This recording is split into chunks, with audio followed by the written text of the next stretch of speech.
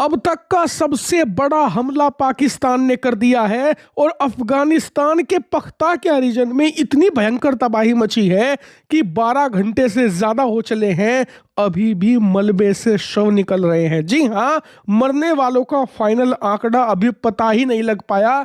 दर्जनों शव निकाले जा चुके हैं और रिपोर्ट्स के अनुसार दर्जनों की संख्या में लोग मलबे के अंदर दबे हुए हैं। और यह हमला कितना विशालकाय था, इस बात से आप अंदाजा लगाइए कि एक गांव को तबाह करने के लिए ना पाकिस्तान ने दर्जनों लड़ाकू विमान भेजे, दर्जनों की संख्या में ड्रोन भेजे और कुछ तो हेलीकॉप्टर भेजने की भी रिपोर्ट्स हैं। आप इससे अंदाजा लगाइए कि एक बहुत बड़ा वायुसेना का बेड़ा भेजा गया था सिर्फ एक गांव को तबाह करने के लिए। और हमले के बाद ग्राउंड जीरो के क्या हालात है ना, आप खुद अपनी स्क्रीन पर देख लो।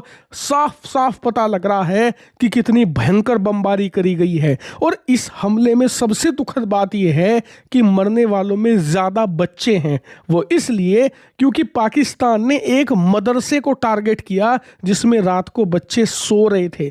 मदरसा तो तबाह किया ही, उसके आसपास का इलाका भी अंधाधुंध बमबारी में इन्होंने पूरी तरीके से नष्ट कर दिया, जिस वजह से बच्चे, बूढ़े, महिलाएं सब मारे गए। लेकिन पाकिस्तान यहां नहीं रुका। कल देर रात उसने पख्ताकिया रीजन पर हमला किया था। उसके कुछ घंटों बाद सुबह इन्होंने नगरहार रीजन है जो अफगानिस्तान का, वहां पर भी बमबारी करी, लेकिन वहां पर लोग मारे कम गए हैं। मरने वालों का आंकड़ा पख्ताकिया में ज्यादा है। वहीं इस हमले के बाद खुद पाकिस्तान में ही पाकिस्तानी सेना की जबरदस्त आलोचना हो रही है, क्योंकि जो हमले के बाद फुटेज आई है उसमें बच्चों की हालत देखकर सब सहम गए। और जब पाकिस्तान की फौज से पूछा गया कि आपने ऐसे अंधाधुंध बमबारी क्यों कर दी, बच्चों को निशाना क्यों बनाया, तो उन्होंने सिर्फ ये कहा कि हमें तो बस इंटेलिजेंस मिली थी कि अफगानिस्तान के पख्ताकिया और साथ ही नंगहार रीजन के अंदर बहुत सारे मदरसे हैं जहां पर टेरर आउटफिट्स काम करते हैं, और इसीलिए इंटेलिजेंस रिपोर्ट पर हमने ये एयर स्ट्राइक अंजाम दी है। मतलब जैसे पाकिस्तान खुद के देश में मदरसों के अंदर आतंकियों को पालता है, इन्हें लगता है कि दुनिया भर में भी ऐसी होता होगा, इसीलिए इन्होंने ये हमला किया है। लेकिन पाकिस्तान के अंदर से ही रिपोर्ट आ रही है कि इस हमले का मकसद कुछ और ही था। क्या मकसद? वो था प्रेशर रिलीज करना। हाल ही में इमरान खान को लेकर रिपोर्ट सर्कुलेट हुई है जिसमें पता लगा है कि जेल के अंदर ही उनकी 85% आंखें खराब हो चुकी हैं, दिख नहीं रहा उन्हें। इसके अलावा हालात भी उनके वैसे भी खराब है, बीमारियों ने घेर लिया है।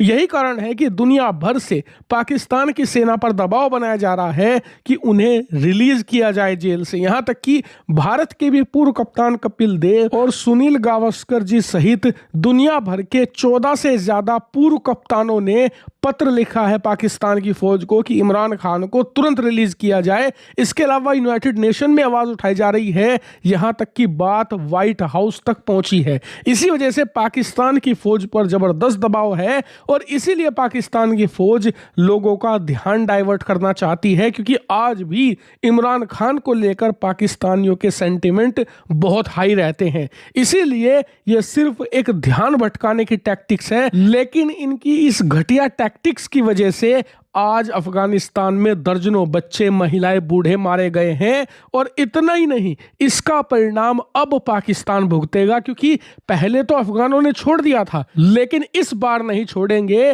तैयारी शुरू हो गई है अफगानिस्तान में पाकिस्तानी फौज और आसिम मुनीर के चेलों को सबक सिखाने की। और आप भी तैयार हो जाइए, क्योंकि अब होगा एक स्मॉल स्केल युद्ध अफगानिस्तान और पाकिस्तान के बीच में। इसीलिए मेरी नजर है दोनों के ऊपर। जैसे ही कोई बड़ी खबर आएगी मैं आपको सूचित करूंगा। आप लोग चैनल को जरूर सब्सक्राइब कर लेना।